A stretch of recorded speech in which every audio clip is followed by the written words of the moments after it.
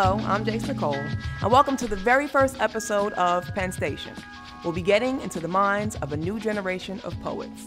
We'll also be speaking with these writers to find out what inspires them and what influences them, and how their words evoke thought and change.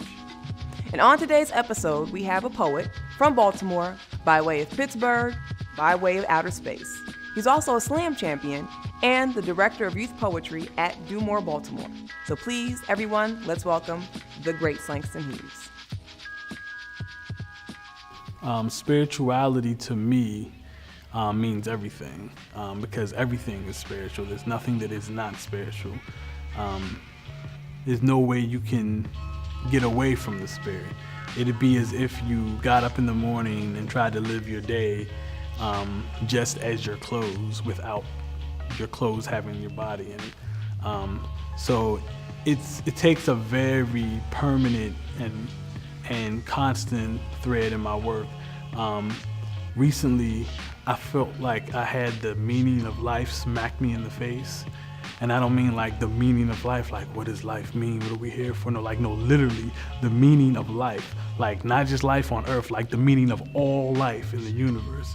And I came to the conclusion that we are literally the stars. Like when Carl Sagan said we are of star stuff, like literally we're stars.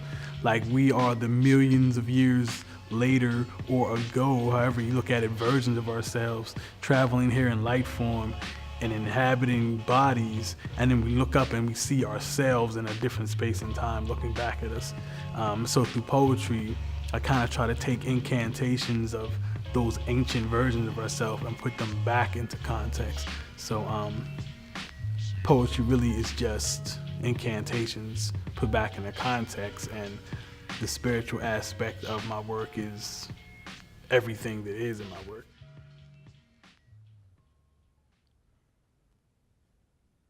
Arguing about religion is like having debates about why babies are cute.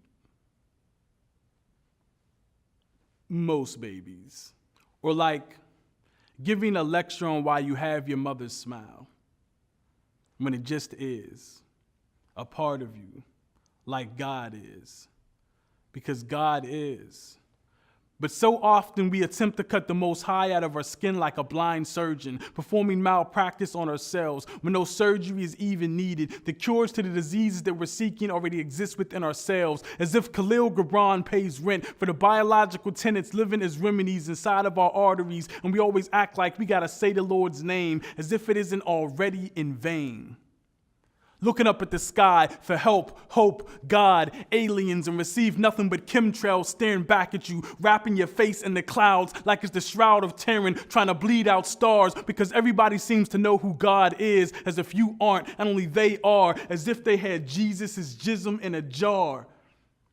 However, I know what faith looks like, because I have seen her pull God from her womb like a Christ-created C-section, body bathed in bloody blessings, yanking joy from the very earth. And no matter how difficult the hardships were when growing up, all I remember, me and my sister, happiness was all we felt, because my mother always kept a smile as bright as sunlight, or as bright as the sun's light, as if she had the words to Nikia Rosa by Nikki Giovanni inscribed inside herself, because black love is black wealth, and you will never know who God is until you find what faith looks like inside yourself. Faith has nothing to do with the belief in things not seen. I actually know what it looks like. It is a brown lady with bad knees and the best baked goods you ever tasted. The ability to never quit, laugh at your own hardships, and rise a weary spirit from a mattress at 6 a.m. like bread that is leavened. And I have her smile tattooed across my face like joy, like graffiti plastered on a subway train headed for heaven. And God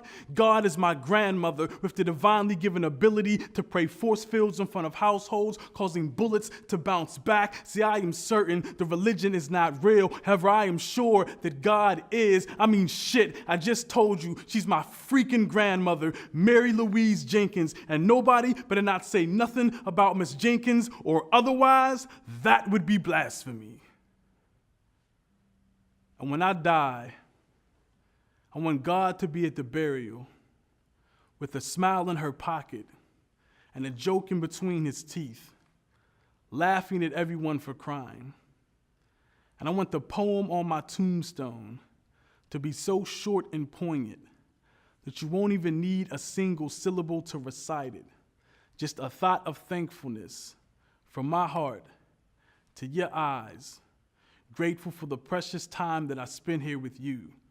And I bet that God is the best stand-up comedian we've ever seen. But we're always so busy looking for all the answers that we hardly take the time to laugh. And before you know it,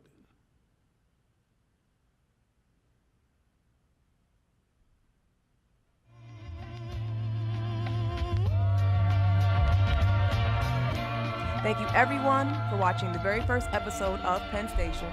Don't forget to subscribe to the Penn Station channel. And I, of course, am your host, Jace Nicole. We'll see you next time.